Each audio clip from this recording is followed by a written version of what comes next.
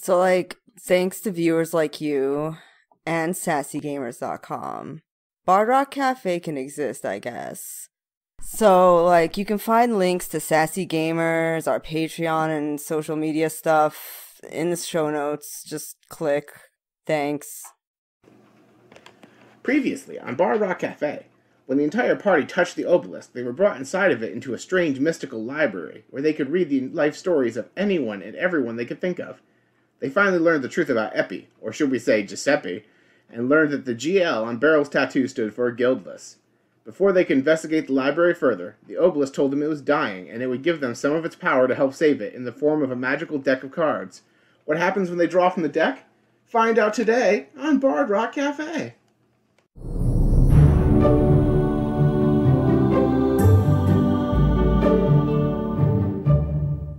And welcome back to episode 13 of the Bard Rock Cafe.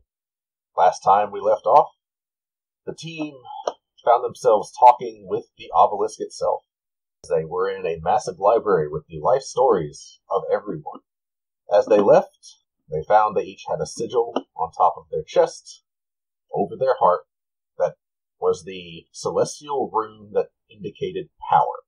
And when Brock tapped it, a deck of cards appeared in his hands. Not a full deck. Looks to be, oddly enough, exactly 13 cards. And at the end of the episode, Brock flipped one over.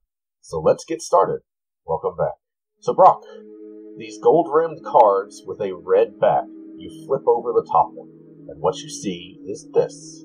I see the card of the Fool. What does that mean?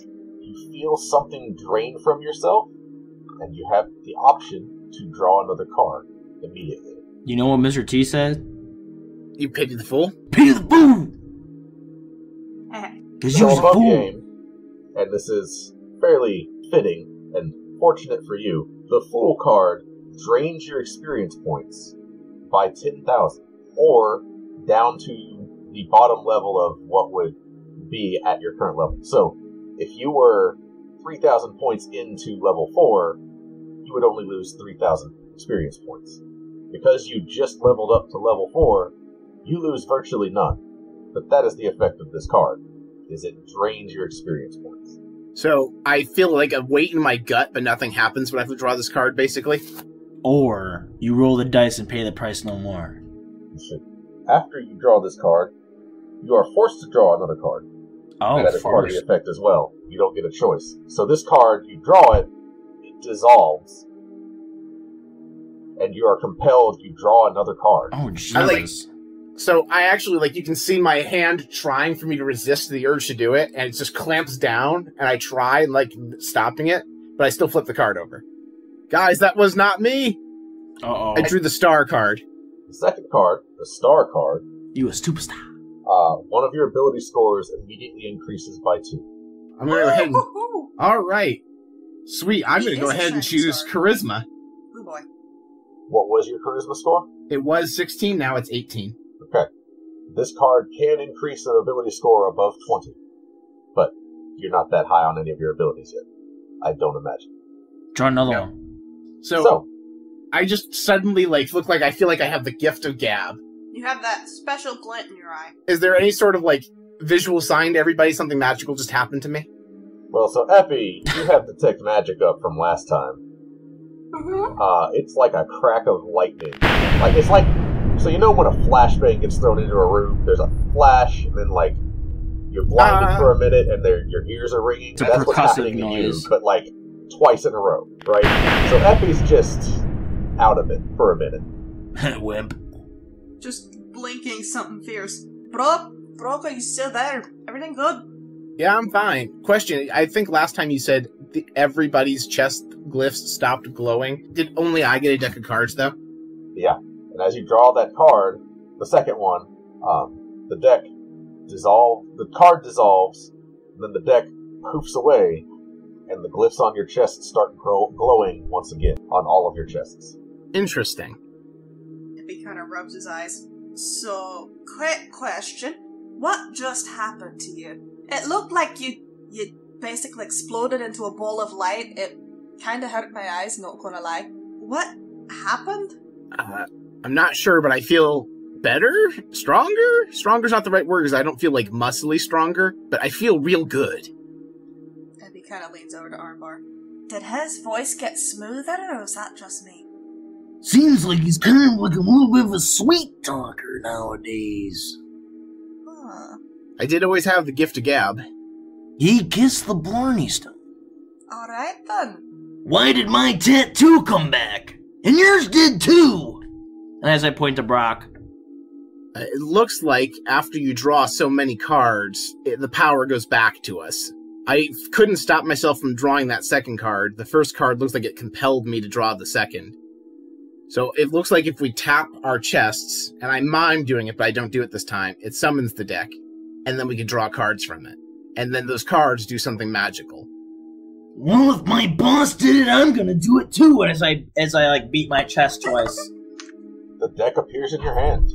Does it have 11 cards now, or does it have 13 again? Looks like it has 11. Now what do? I want the You flip the power top my card. boss got.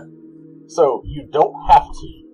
You can call it to you, or you can, you don't have to draw. You can summon it and unsummon it at will, basically.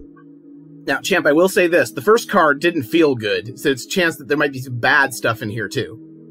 Sounds like wimpy stuff to me. And I'm gonna flip the first card over. You drew the rook card.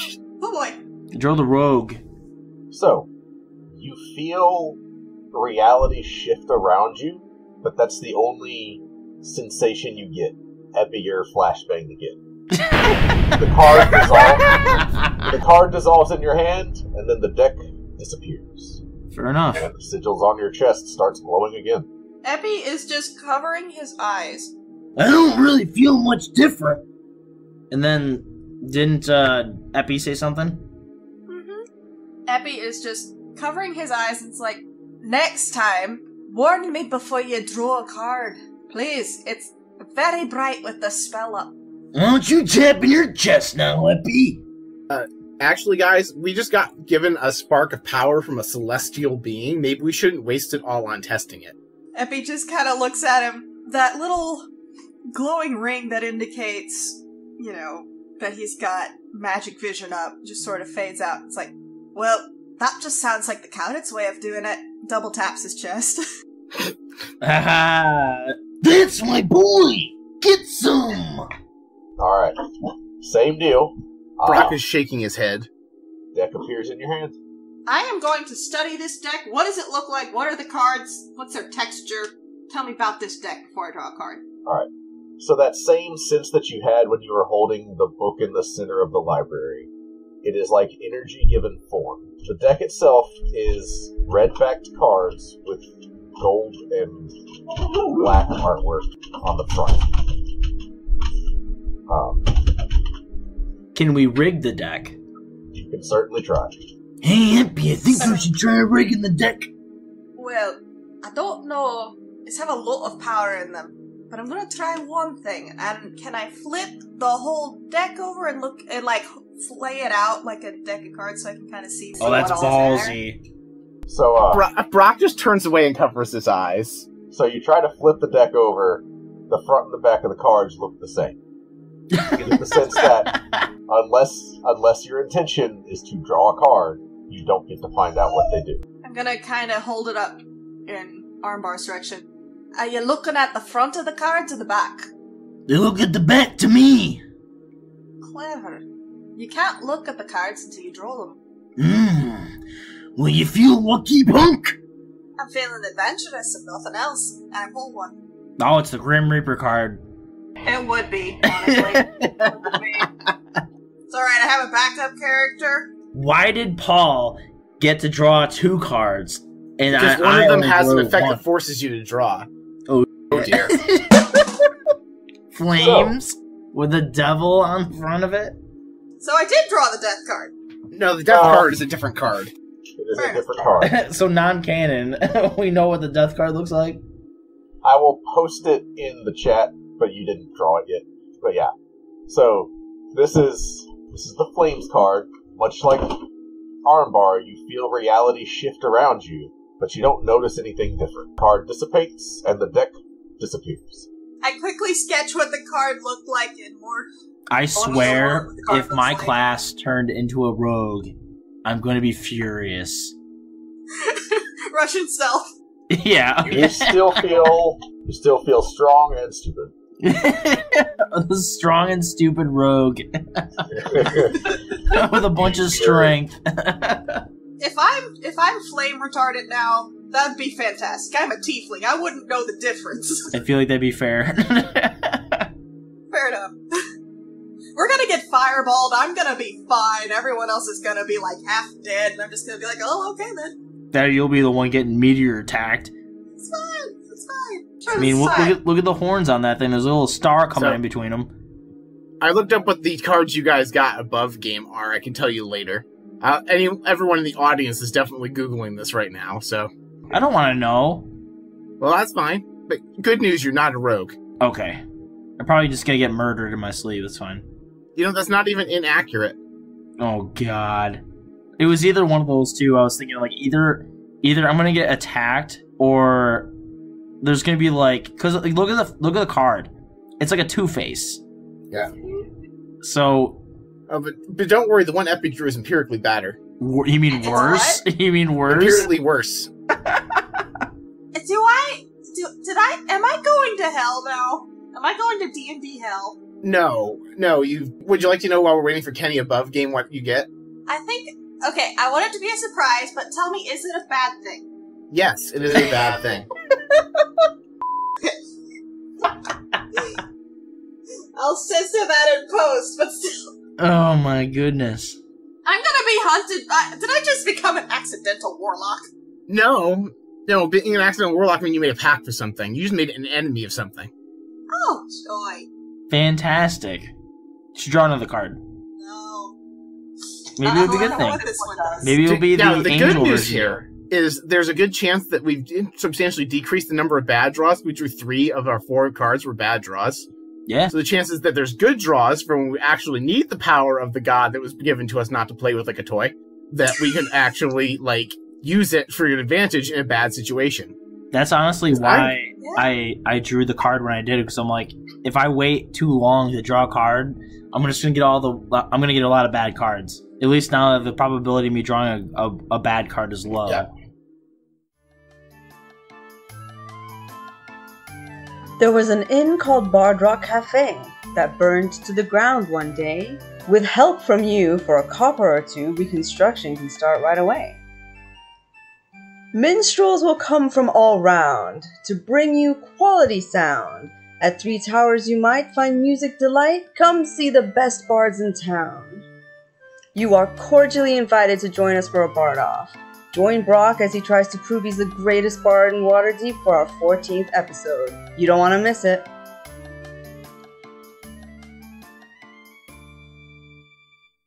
Rook, you just saw all of this happen? Are you also drawing a card? I'm curious, and I guess it's only fair. So, tap of the chest, deck's in my hand, and Rook hopes she's not gonna regret it, but takes the chance and draws the card. Are you serious? Are you serious right Alright, Rook, let everybody know what card you drew. I'm an idiot. Okay. Roll a d4 for me, please. Will 2. 2.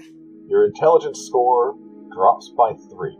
Okay. So if you had a 10 before, you have a 7 now. I don't know what your intelligence score was. It was 14. It's gone down to 11. Yes. Ooh. now? It's, it could be worse, but it's not great, yeah. That's what Rook thinks with her new intelligence score. Alright, Exactly. so, as part of this card, it hovers and you have the option to draw another card in the same action, if you would like to. No, I'm fine. You don't want another one? For some reason, I feel like I have had enough. Okay, I mean, statistically speaking, we've eliminated 4 bad cards. The chance that a 5th bad card will happen is lower. you literally just said that about this card, though. So, Let's just save it for another time. He just looks. So, what'd you get?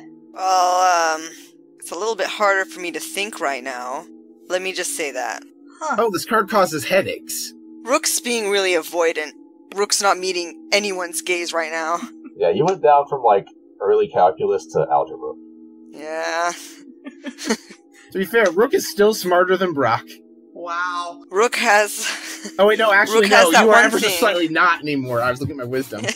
You I are... just want to say, above game, as your DM, I personally was really rooting for Armbar to draw this card. Oh man. You know what? That You is know what? proof I that may this have deck wasn't saved stacked. Armbar. You may have saved Armbar. Armbar forgets the two Yeah. letters of the alphabet he knows. Yeah, I can't Oh, rob him of this, you know he what would I have mean? forgotten the alphabet entirely. Depending on how bad it got. Let me look at his score. I have his sheet up. Oh my god. Armbar's intelligence he- is up there with Epi's strength. He had a 50-50 chance to forget how to talk. Oh my gosh. Wow. Oh god. We would have lost his dope voice. Oh no, it still would have Or- been there. He would have to I mean- relearn how to talk. It just would have been instinctual muscle memory phrases like, oh yeah! And that's it. You know? Maybe it would have been even more amazing. You ain't going nowhere. Like, he would have been limited to, like, his wrestling catchphrases and nothing else. And that's his only means of communication. Anyway, You would have made him a Muppet. That sounds like a homebrew deck of many things card. Turns you permanently into an anthropomorphic puppet. so you're deciding not to draw another card? Yep. Okay. I know what it was going to be. You'll never know. If it was the wish card, man. The You wish are. card would solve the problem we need to solve. We wish all the negative cards would go away. Well, Well, one of I think you you can't can cram try that. it. I don't think you can cram that much wish into one wish, though. Understand. You'd have to literally wish we hadn't drawn from the deck at all. Well, All there right, so- are limits on wish. Anyway, so you've all drawn a card, and it was an experience. Some things happened. You feel a little smarter from the experience, except for Rook. Yeah. Epi just kind of looks around and he's like, you know, I don't know that my card did anything. It looked terrifying, but I don't feel any different. I feel like it did something. I think the question isn't whether or not it did anything. I think the question is what it did. Well, I'm not on fire, so I figure that's at least a plus. Epi, why don't you ask Mortimer what they know about a magic deck of cards? Epi thinks for a minute. You know, that's not a terrible idea. Flips out the book, starts writing it. So, we just got a deck of many things from the obelisk. It's got a lot of things in it. What do you know about that deck? Your writing fades into the page.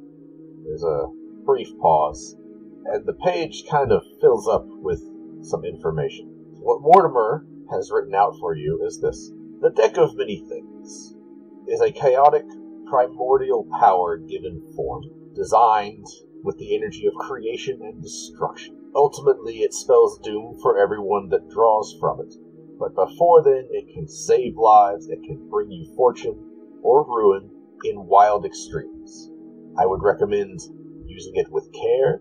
It is rare that the deck is ever seen, as every time the wielder of the deck dies, it finds a new location. Not too much is known factually about its origins, or even why it exists. And that's all he says. I relay the information to Armbar and show everyone else. And then I Does he... Oh, sorry. It's fine. Then I scritch into there. So I drew one that said flames and had a little deadable picture on it, and I draw a very sketchy version of it. Do you know what that one means? I don't know what the cards do. Alright, Does he know who would? I sketched that down. I would imagine any ancient being, or possibly a god of knowledge. So, and if you know any knowledge gods, Well, aren't you an acolyte of the Raven Queen? Maybe if you pray to the Raven Queen can give you a sign to guide us in the right direction. appreciate the thought. God of that point between life and death. Not necessarily knowledge. But they might know which knowledge god for us to go to. You have to remember, the clergy aren't talking to their gods at the moment. You're the only person anyone knows that still has a holy connection. And I think that might be because you're one of the chosen of this obelisk. So maybe there's a reason the obelisk is letting you still talk to your god when no one else can. That's certainly I'll keep that in mind. There's no guarantees I'm gonna get any information back on that, so we're gonna have to come up with a plan B. We could ask the Black Staff. Won't she get annoyed that she doesn't have this deck? I think she'd be more concerned that we have it, is my concern. She was very concerned about the fact that I have wild magic. I'm not talking about the deck, I'm talking about the other problem of healing a dying god. Yeah. We've been tasked with that, and I don't know about you all, that's above my normal pay grade. I am a tavern class bard. Well, I washed out of the good college and went to the bard college. Yes. And the fact that it chose, not the Black Staff might, cause some issues. Some feelings problems. She makes a very good point. They were here for a while. Nothing came out of it. Nobody happens to know mending, by any chance. I don't. I don't know if that would do it by itself, though. I think that this is... Why don't we ask more? Can you ask Mortimer if Mortimer knows how to heal a dying god? Epi shrugs, flips the book open and writes down, "Do you know how to heal a dying god? Specifically the obelisk?" The letters fade into the page. You see, you're appearing on the page. Generally, it depends on the god. With the obelisk specifically, I haven't the faintest idea. I write in there. That's alright. Thank you for trying. I'll have to come back to that in a little bit. What other ways are there to heal a god? Just to put a pin in that. For later. Are you asking Mortimer this? I'm saying to put a pin in that for later. I'm gonna come back to that. Okay. Alright, well, I think that that's going to be on the to-do list for later then. I don't think we have any leads right now. I think we probably shouldn't draw any more cards right now. I think we should save that for an emergency or a dead end. Yeah. When I think about it, maybe the Black Staff is the only option. I dream of breaking into the Black Staff's tower, but I feel like that is such a feat that will never be achieved. But I think maybe talking may, give us a clue as to what to do next. I kind of agree with that now. Are there any gods of chaos or wild magic, something close to the power the obelisk seems to give us? Because I'm seeing a theme between us having wild magic and this deck. If the theme is chaos, maybe we need to talk to an acolyte of a chaos god. Roll a religion check. That is a 7 plus 1, 8. You have never heard of a god of chaos or wild magic. Have I heard of any? Roll a religion check. Shiny blue dice time is shiny. Ooh. That's a 15 plus 4 for a 19. Okay. So, as far as, divine... What's the word I'm looking for? As far as divine domains, wild magic isn't really a divine domain. Wild magic, anytime it's come about, has been because of something going wrong. The last time wild magic came about was in the time of Troubles, where, among many other things, the gods were cast out of the heavens and walked among mortals. And during that time, the Mistra, the god of magic, was killed, and the weave started. The weave is what creates arcane magic comes from the weave. It started to come undone. There started to become rifts in reality. And that's where wild magic comes from. It's literally reality undoing itself. Eppy's thinking about things he's read about. You get Brock and Rook as they're talking about this, just sort of says, so there's not technically a god of wild magic or chaos, because that's what happens when all of the magic starts to unweave itself. Basically, the last time this happened, the gods fell out of heaven and were walking amongst the mortals, and then some things went wrong. You've heard of the time of great troubles, right? That's what happened. We might be a little up the creek without a paddle if this doesn't work out. Seeing as how I may or may not have had some experience in Blackstaff Towers, would I know, like, a secret back doorway in?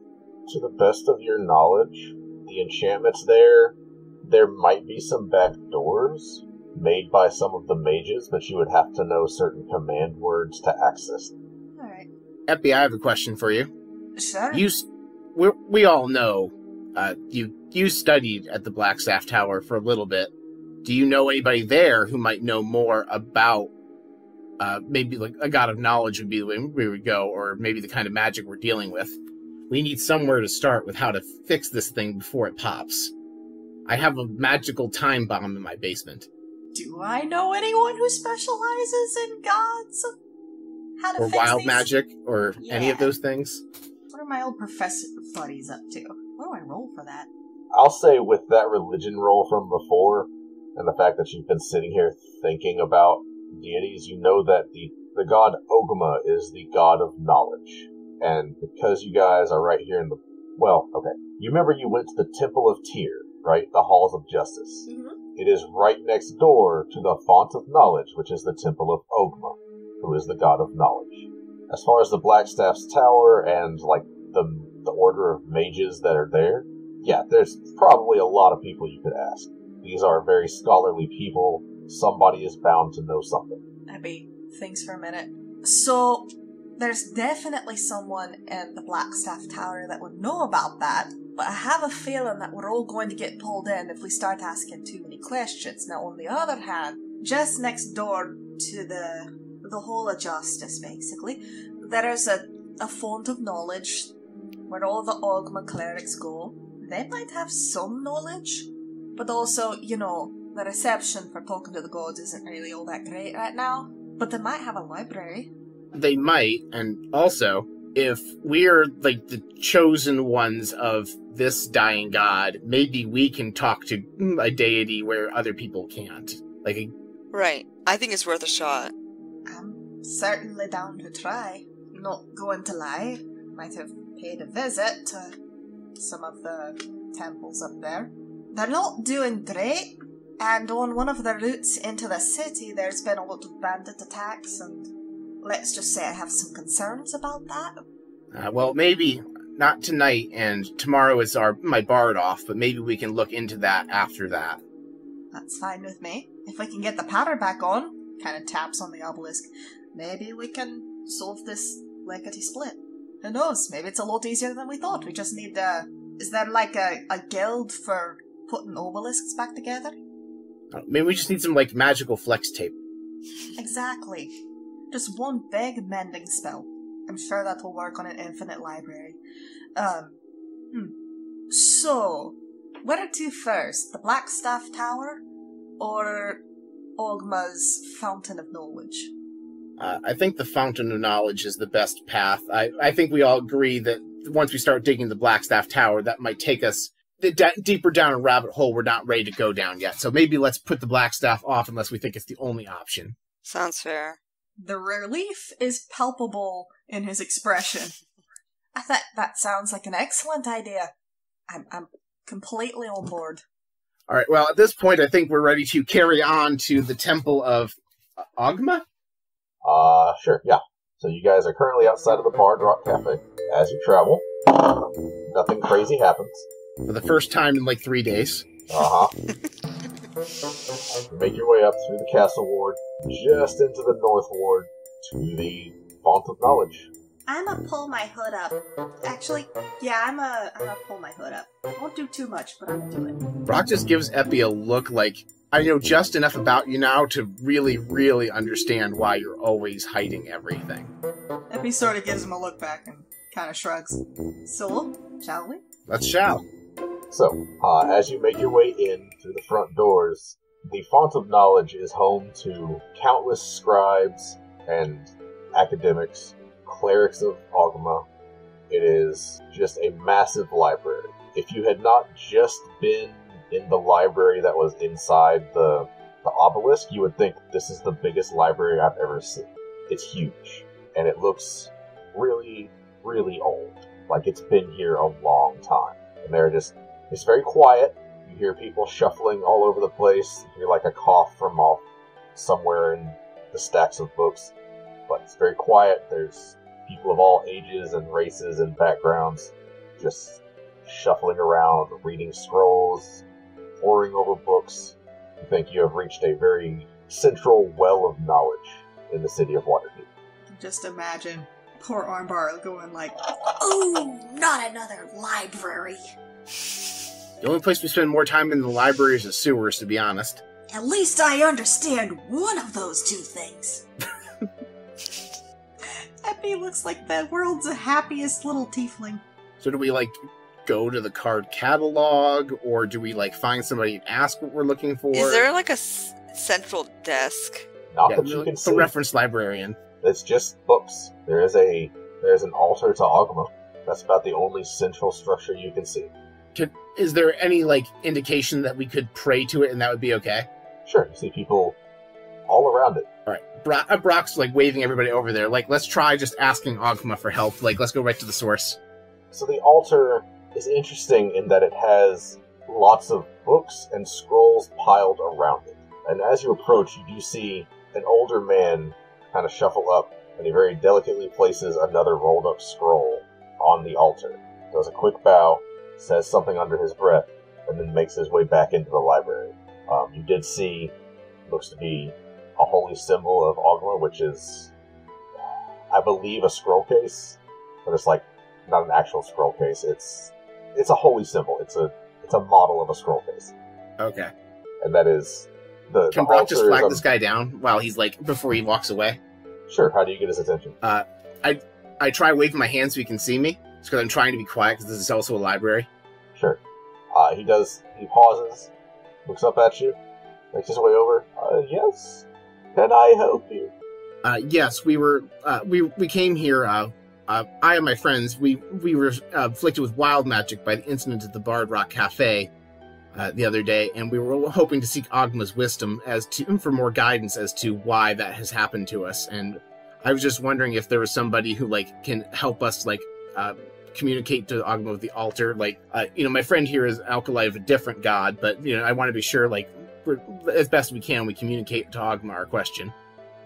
So the older man kind of nods and says, "Well, I'm certain we have someone that can help you. You say you have wild magic. That's interesting. Have you always had it?" No, I've only had it for a few days now. Just the other day, I was investigating something, and I just suddenly could only speak in bubbles. Fascinating. So you got wild magic, but did not have it before? No, I had normal magic before, but the wild magic is new. I see. And he looks at the rest of you. And what about all of you? The same? I once summoned a giant monkey hand for no reason. That was odd. It was a foot. And you did this on purpose? No, I was trying very hard not to do anything like that, then it just happened. Rook nods. Yeah, I had some weird stuff happen to me too.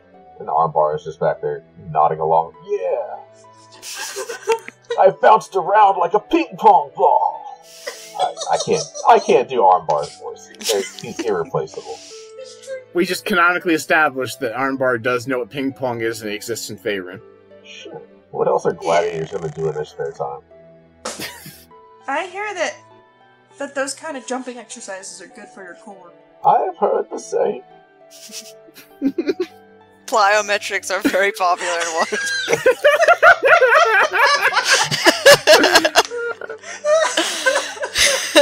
I personally am a fan of Pilates. Maybe I should start offering some Zoom classes at the Bard Rock Cafe. We do have CrossFit on alternating Tuesdays.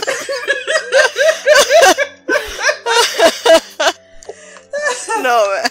CrossFit's a cult. I mean, we're at a church. What do you want? Oh, man. Oh, okay. You can speak to Karen, but don't let her sell you any of those essential oils. They're good for nothing. That's what I've heard. I heard she even got into selling crystals. Says they have magic abilities, but they really don't. Now, the magical crystals cost premium. At least she's her own boss. Sets her own schedule. Might be a pyramid scheme, but you know what? Doesn't have benefits either.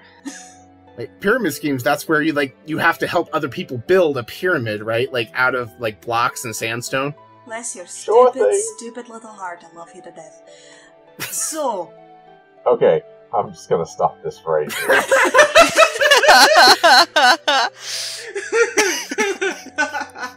So the old man kind of continues. Wild magic hasn't been around since the time of trouble. It passed through bloodlines and exposure to chaotic magical events, but it's odd that you got it at random. I mean, it sounds like the exact way people get wild magic. It was, I don't know if you're familiar with what happened the other day, but a large object fell from the sky and struck the Bard Rock Cafe. And the next day I had wild magic. You were there when the meteor struck. I remember. Everyone was talking about it. You got wild magic when the meteor hit. That's what I think. I see. Then it sounds like that meteor is a source of chaotic energy, and you should treat it with great caution. And get it out of the basement, if you... I'm assuming it's in the basement, because you haven't told me. But you should really get it out of your basement. Unfortunately, it's very heavy. We haven't invented the equipment yet in V-Room technology to move something that heavy. Your vision for the future is admirable. We're gonna go side quest. Bart and Brock's gonna invent the crane. I'm now cross-classing to Artificer, everybody. it's okay. The claw knows all. It is our master. The claw! However, what did you come here looking for? I'm thinking that's the way to put this.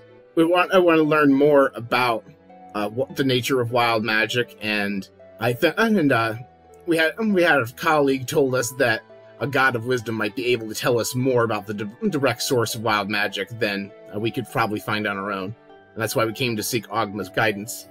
I see. Unfortunately, Ogma has been silent, and more alarmingly, Ogma's magic has begun to fade. Scrolls that were restored using our cleric spells have begun to degrade again. We are hard at work currently, trying to copy what we can before the scrolls return to the condition they were found in. Some of these are ancient. The stack of scrolls at the altar are scrolls we have finished scribing, or ones that degraded too quickly and we could not get all of it. There is so much work to do in this library, and we're going to lose so much knowledge. Have you had someone who's not a cleric try casting mending on the scrolls? Mending? You're brilliant. Why didn't we think of such a simple solution?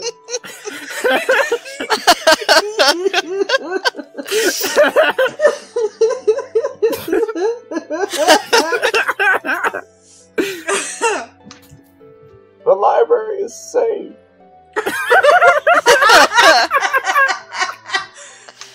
Thank you. Apparently, Brock just book-splained this guy. Yes. Brock just wanted to know if it worked or not. Oh my god. The library episodes are always the best episodes. God. Epi just looks at him. Honestly, Brock, where did you even get such silly ideas? Yes, mending only repairs an item, but ink is not restored to its original state.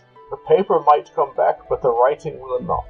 So, in theory, if there were, say, an object that got a lot of cracks in it, even if it was enchanted, or magical of some sort, could mending fix that? How big is the crack?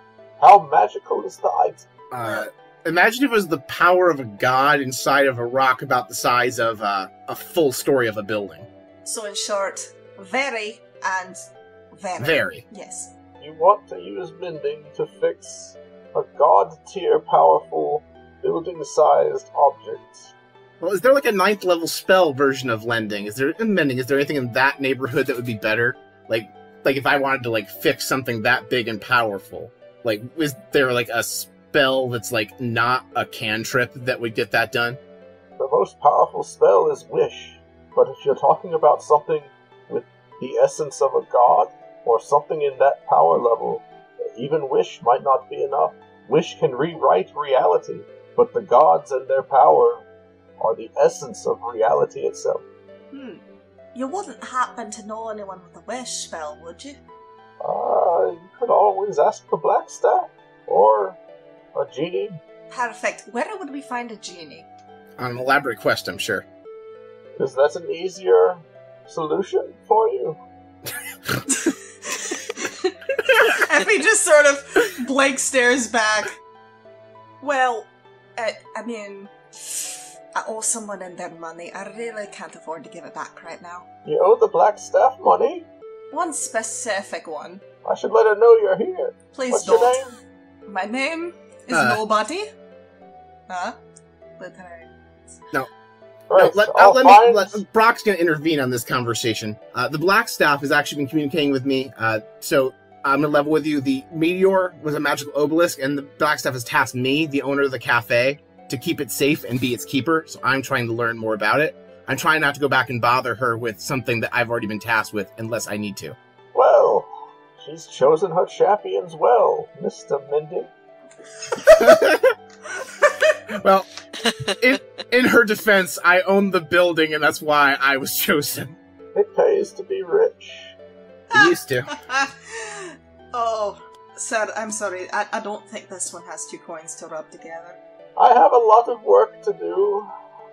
Yeah, we'll go find Karen. Thank you for letting us know. Goodbye. Thank you for Shuffles your off. assistance. You hear him grumbling as he walks off. We just hear many instances of the word mending. Mutter, mutter, mending. Mutter, mutter, mending. Yes. And then we go looking for someone named Karen. So as you walk off, you realize you have no clue who Karen is or where she might be. Yeah. Hold on. I know how to summon a Karen. I know it's going. I would like to speak to the manager. Ready. Right? Like, Rook listens for the magic phrases of the Karen. Yeah, I actually say, is anybody looking to speak to the manager? Yeah. I see you've dealt with the Karens before. I was gonna go with something along the lines of my energies are really off, and I could just use something to really set the vibes back. Clear the air. Oh, that's right. We're looking for somebody hawking essential oils. Exactly. We're looking for a huckster. You gotta give him the pitch. Roll perception. Okay.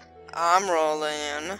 Where's my perception? I rolled 16 plus 2, 18. Okay. Catch up dice time. Okay, that's an 11 plus a 2 for a whopping 13. I got 15 total. Nice. Okay, so Rook and Epi, nothing. Brock, you smell bergamot. Just a whiff of it. Like, wait a minute. I smell essential oils. And I tell everyone that, and I point in the direction the smell is coming from. There's another cleric, slightly younger. She looked like in her, you sure she isn't, in her, late 40s, early 50s? Yeah, I mean, when I say slightly younger, it's slightly younger than 70, so yeah. Oh, slightly younger than that guy. I thought you meant just a younger person. I thought you meant they were on the younger side, not younger than the last person we spoke with. Okay. Has her hood pulled down, has kind of an A-cut hair style, kind of this side bob thing going on. Is furiously scribbling, and you do see some vials just under the table in a basket next to her feet. Excuse me, miss, are you Karen? Yes? Pleasure to meet you. I'm Brock Song. One of your associates said you were the person to speak with if we want assistance praying to... Are you looking for the essential oils? Oh my gosh, I can't wait to tell you about them. So, what's that look? Why are you looking at me that way? Well, well, if you have an oil that would specifically be helpful in us communicating with Ogma, that was what your associate said you'd be able to help us with today. We have some questions for Ogma, and we were told you would be able to help us. Sure.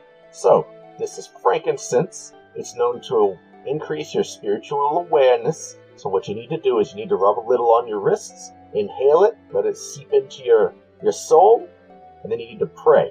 And I promise you, it'll be a whole different experience, unlike anything you've ever had before.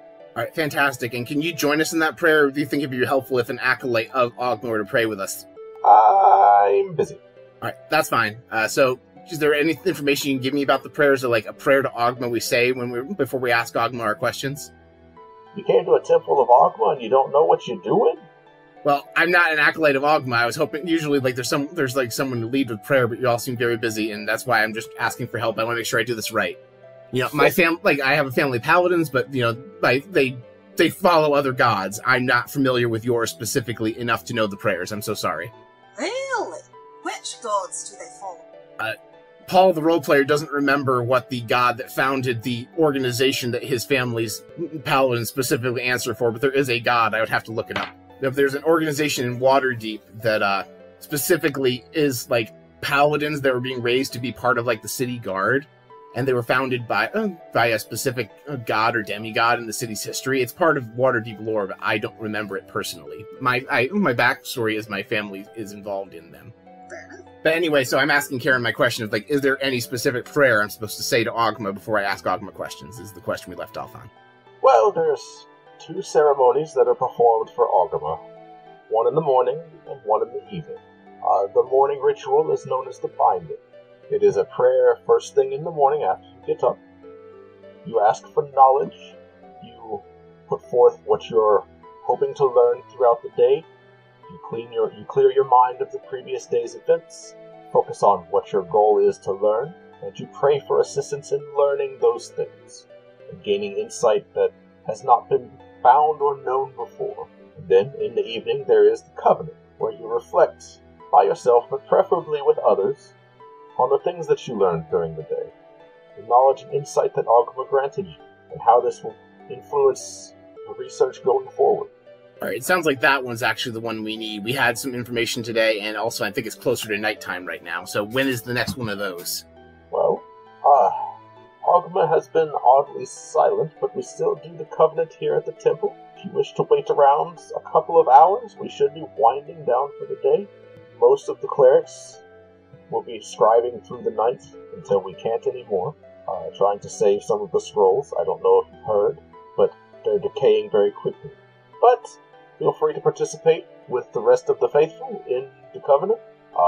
It can take quite a long time as everyone reflects on what they've learned. Usually they split into small groups of 3 to 5 and call on Ogma as they discuss knowledge and secrets and realizations.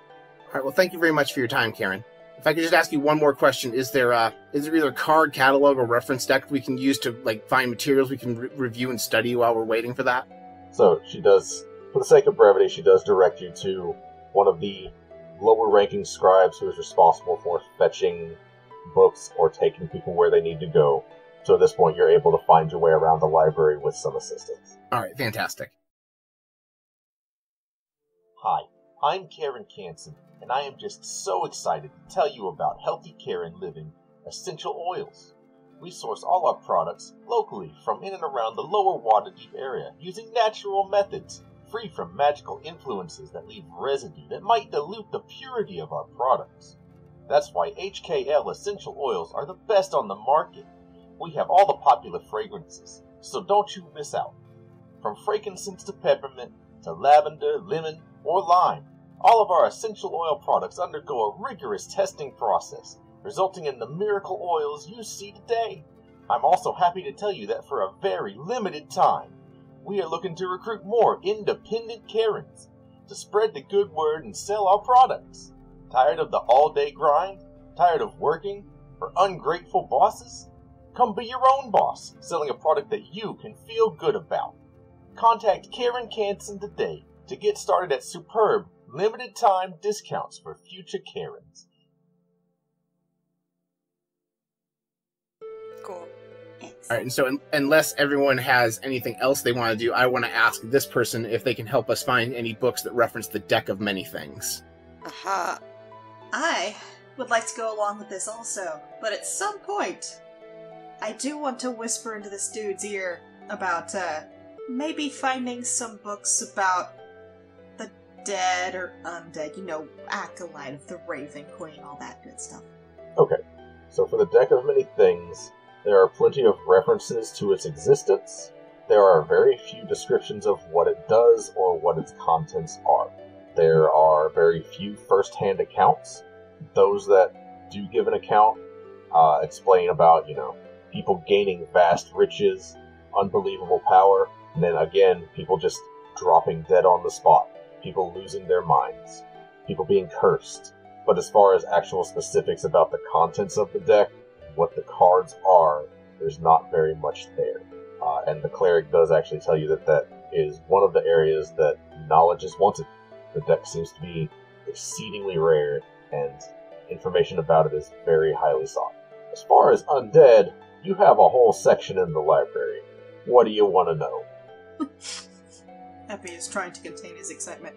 So, as you know, acolyte of the Raven Queen, have you got anything about perhaps necromancy spells? The Raven Queen does not approve of necromancy. I gotta know how to fight it. What they're doing, what it looks like, what's been studied. It's good for the soul. So, as far as spells... For whose soul? So as far as, spell books, there are none. There are descriptions of what the spells are and what has been done with necromancy. Discussions about, rituals to become a lich. There's discussions about how to raise the dead, how to create zombies and other forms of undead. And then, you kind of get off on a rabbit trail. There's a whole discussion of, ghosts and specters and how they come to be and how to release them from their torment and being trapped on the material plane. It just books and books and books. Generations of research. It's a lot. So, unless you have a specific thing you're looking for, you could spend a long, long time here. Epi is going to file away where this is in the back of his mind and just says, have there been any instances of someone using necromancy to, say, heal someone from death? Oh, sure. And the scribe kind of takes you over to, the holy necromancy kind of stuff, where raise dead, revivify, the power of gods being channeled into necromantic efforts, that sort of thing. Again, lots of study, lots of books, discussions on, the soul and its connection to the body and the astral sea and just all this stuff. So again, unless you're looking for something very, very specific, there's a lot here. And while Epi's looking through that, I'm actually going to ask, is there any books that detail, and more specifically, the time of troubles? Oh, yeah. And the scribe is taking you over there. He's actually talking as he walks with you, and he says, so an interesting fact about the Font of Knowledge is that it actually survived the time of troubles and the Sundering. So it's one of the oldest libraries in existence, and so a lot of the scrolls here chronicle the events of that time, from the gods being cast down and, being stripped of their divinity. And go ahead. Oh, I'm so sorry. I didn't mean to interrupt you. I was just going to ask if there's any mention in those texts that you know of something named Endless. Endless? Or maybe a god that didn't have a name? Perhaps? Well, there's been plenty of nameless gods. Nothing about Endless, though. Anything maybe any of them tied to wild magic or chaos? And at this point, the scribe kind of repeats what you guys already gathered about wild magic, that, it's not...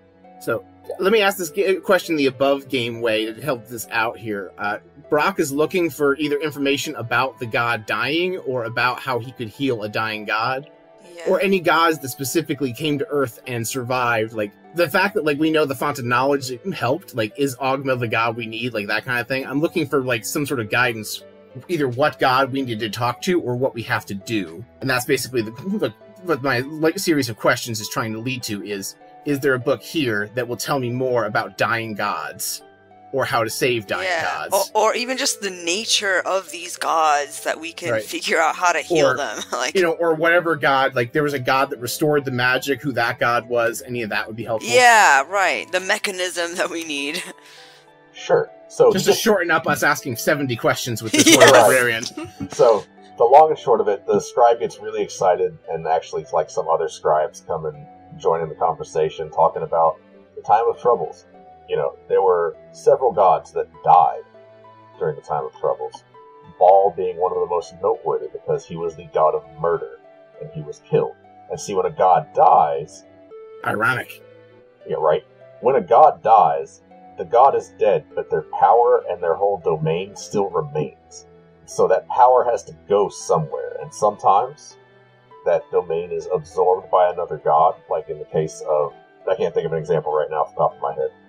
But like another god can absorb that god's domain, or a god can masquerade as another god and take the worship of that god as their own. In the case of Baal, the god of murder, when Baal came and walked among humanity, he foresaw his own death. So he got busy and had a bunch of kids. And then all of those kids inherited a spark of his divinity, and all those kids, when he died, the divinity passed on to his heir, but because he had so many kids, he had a bunch of heirs, and so they all had to hunt each other down and kill each other to steal the spark of divinity from each other, until finally only one remained, and that became the new Lord of Murder. So this god story is the plot of the movie Highlander. Basically. They talk about how the god of magic tried to get back into heaven, and Helm was standing at the gate, tasked to keep the gods out of heaven. So Helm and Mystra fought, and Helm killed Mystra, and so magic started to unravel because there was no god of magic, and that's where some of the wild magic comes from.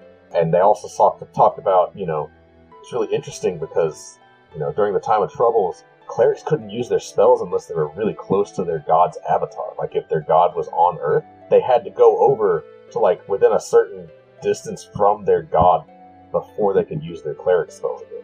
Otherwise, it just didn't work. And then they started talking about, hey, that's kind of what's going on now, except there's no gods walking around. Or are they just walking around elsewhere?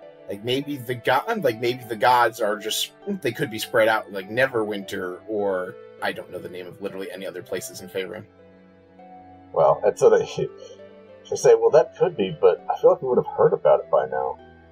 Past couple of days, we've sent out a lot of messages. Mages still have their magic, so they can magically communicate. There's no discussion of gods coming to Earth anywhere.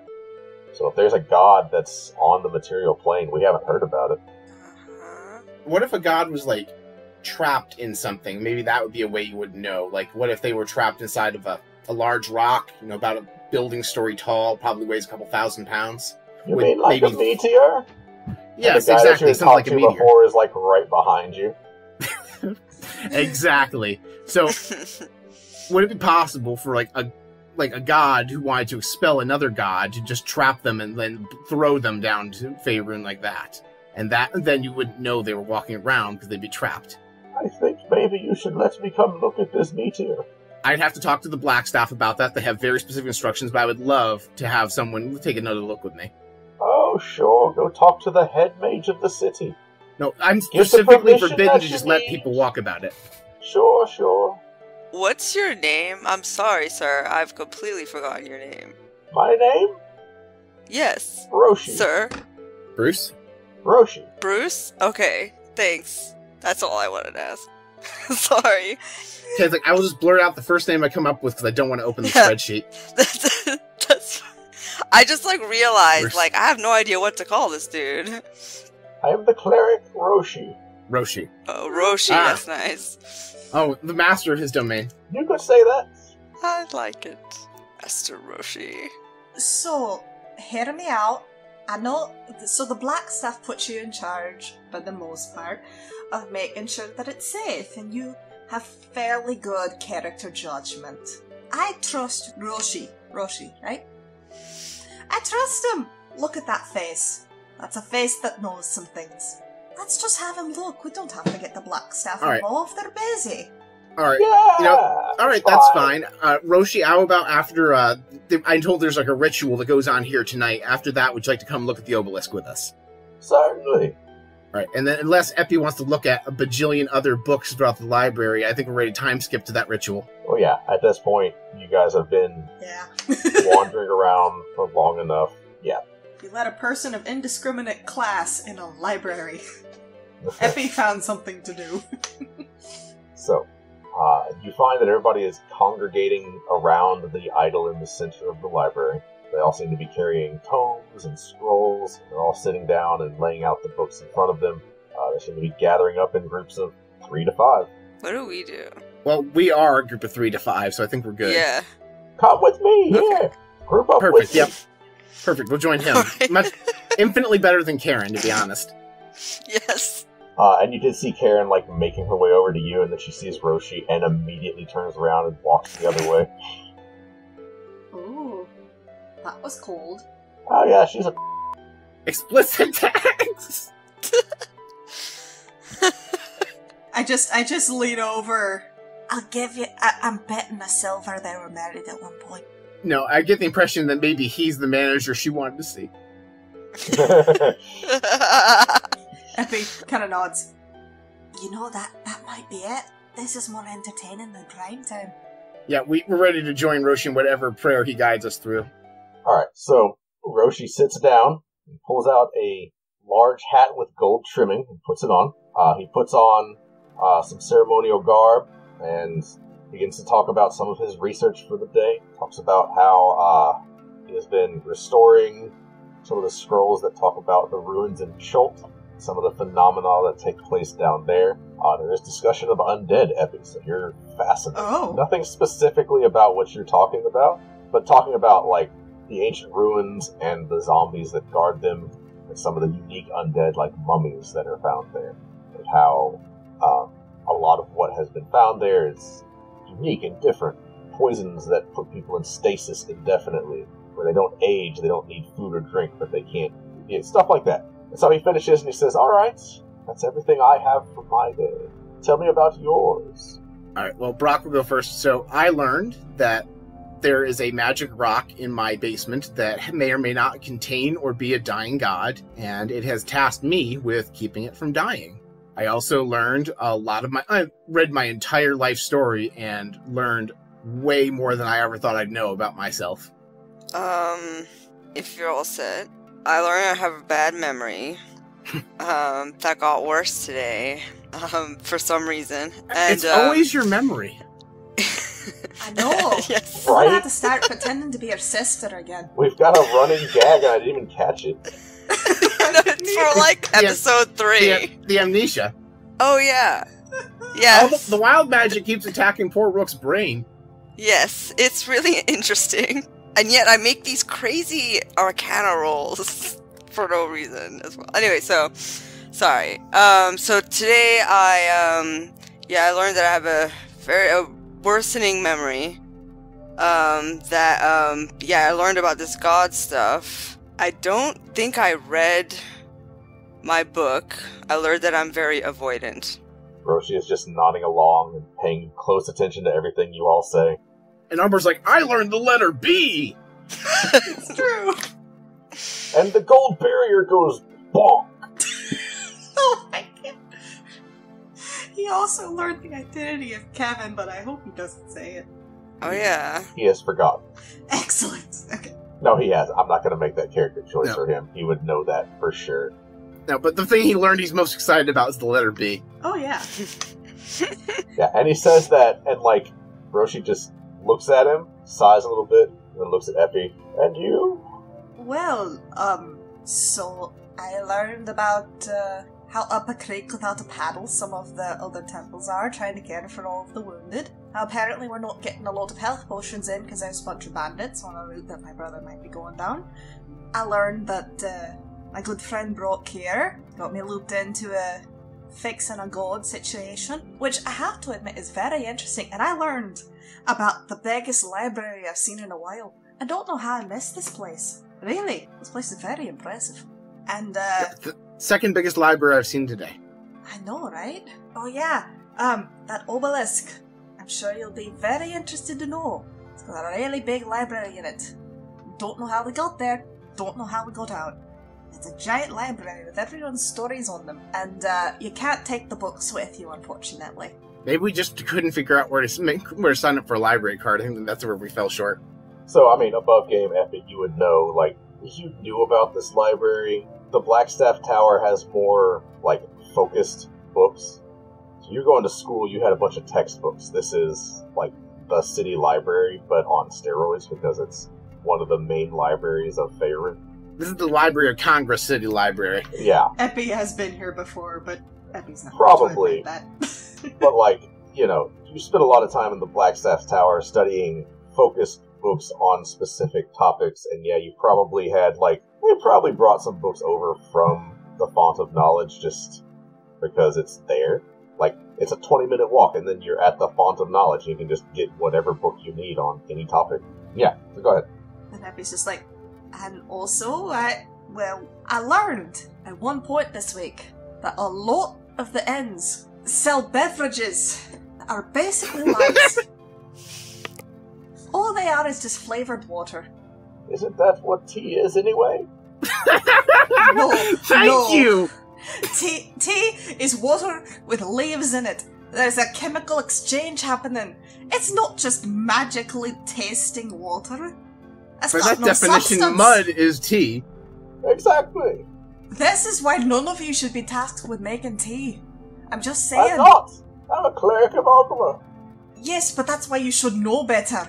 Honestly. I am studying the arcane phenomena of Schult. I have no time for tea.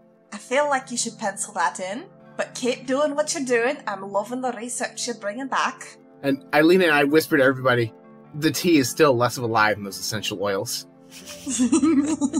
Roshi just leans in and goes, "Word." I love Roshi. And then, is there a window here where we can ask the questions we have for Ogma? So, Roshi leads you all in a prayer to Ogma, asking your questions, asking for clarification or expansion of the knowledge that you have, and as has been the case with everyone, Ogma is silent. There's nothing, just silence. And Roshi seems disappointed, but not surprised. But that concludes the evening ceremony. Alright, well, thank you for guiding us through that, Roshi. Would you like to join us and take a look at my pet obelisk? Yes, I want to see the space rock. Alright, so I lead the way to the Bard Rock Cafe. And I just kind of wave him through with past the guards with the rest of us. So the guards, they don't know any better, they let you through. Roshi keeps up pretty well. He's pretty spry for an old guy. Insight check, is he really an old guy? Roll me an insight check. Can I subtly cast Detect Magic as well?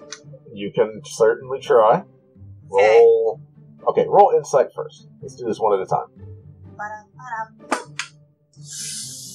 Alright, what's my modifier? So that's a 7 plus a 4. Seems like a spry old guy. And Detect Magic. I'll say roll deception. Okay. He's a deceiver. I'm sure this will be fine. Also, casting magic in front of the obelisk has never gone badly for us. It's fine. Okay, so, the deception modifier of +3 and a 16, that's a solid 19. Okay. Roshi does not catch you trying to subtly cast detect magic. No magic. You just an old dude in a robe. But we do see the magic. Epi does see the magic from the obelisk, I imagine, right? Well, yeah, like all the normal stuff that you know is magical already. Nothing new triggers. Nothing new. Okay. Just a spry old guy, does his Pilates. Roll me a D100, please. Dang it! You knew the risks. That's a 32. Roll me a perception check. Oh, all no. of you. Oh no. Oh, shit. What have I done? I rolled a 14 plus 2 is 16. Oh. Oh no. I rolled 22 total. Okay. So, Rook, you're the only one to notice as it's now getting to be nighttime. I Epi rolled no a nat 20 plus 2. Okay, so you notice it as well. Even though the sun is going down and it's very dark, there's still, some light casting shadows. Epi, you don't have a shadow. Also, you rolled a natural 20, Epi. These are chaining now. That's all. You don't have a shadow right now. There might be But other she rolled effects. I rolled a 20. Oh, jeez. So, that's a Chain 90. effect. We're gonna give this one a pass. Oh, I'm disappointed at that. Well, okay, guys, what did you roll? What were I your rolls? rolled a 90. Oh, I gotta roll 2. Forgot. Yep. And a 28. You hear a faint music coming from your spellbook. I'm going to look in my spellbook.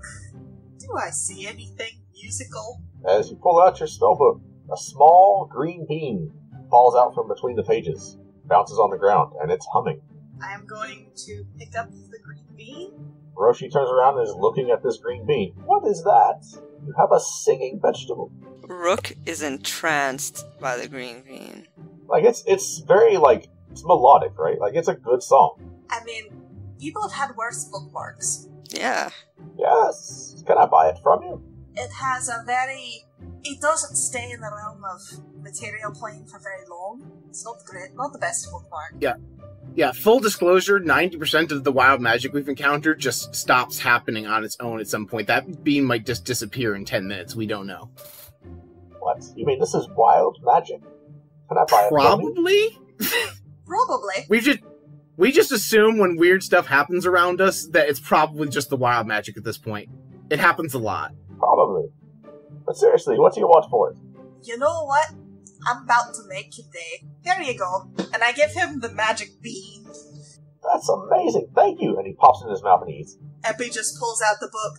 So, how do you feel? Wait, I have a question first. Epi still has Detect Magic up. What did all of that look like? So the bean looks like conjuration magic. Possibly, maybe transmutation, I don't know. Something in that zone. When he pops the bean, eats it, nothing. Like you don't see any magical effects. How did that taste? It tasted magical. Would you say it was magically delicious? I hate you. Excuse me, sir. He does not know the Lucky Charms logo to hate. Roshi's harsh, man. I'm not a leprechaun. Explicit tags. So, can you sing any better than you did before? That's a no. That's definitely a no. And Brock immediately tries teaching him how to sing better, is making like motions about like proper breathing and controlling the pitch of your voice. I didn't ask for lessons, kid. Excuse me, sir. I have a degree in music. He just kind of focuses in on you. Oh, really? Would you like to know what I have a degree in? Yes, I definitely do. All of it. And he just starts walking.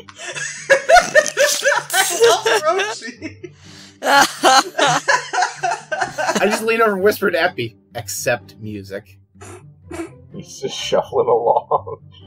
So, you guys find yourself in front of the obelisk. As you let Roshi into the basement, he makes his way carefully down the stairs. He stands in front of the obelisk, this obsidian with golden sigils on its side, buried head first into the ground. He's looking across it. He seems very just entranced. He walks up, he places his hand on it, draws it back as you see the magic take hold, and he's able to speak every language. And he's reading, he's looking at the cracks in the obelisk and how deep they've gotten. He turns around and he says, "Do you know what you have?" No, that was the primary question we were trying to answer today. Mostly we have a problem. Yes, that too. What you have is one of the tablets of fate. Thank you for listening to Bard Rock Cafe. You can find more episodes on sassygamers.com. Have you considered becoming a patron? You can get wild rewards like access to our patrons-only Discord, tarot readings from Rook, and access to exclusive one-shot campaigns set in the Bard Rock universe, led by our DM, Kenny. Visit patreon.com/bardrockcafe to find out more. Until next time, rock on!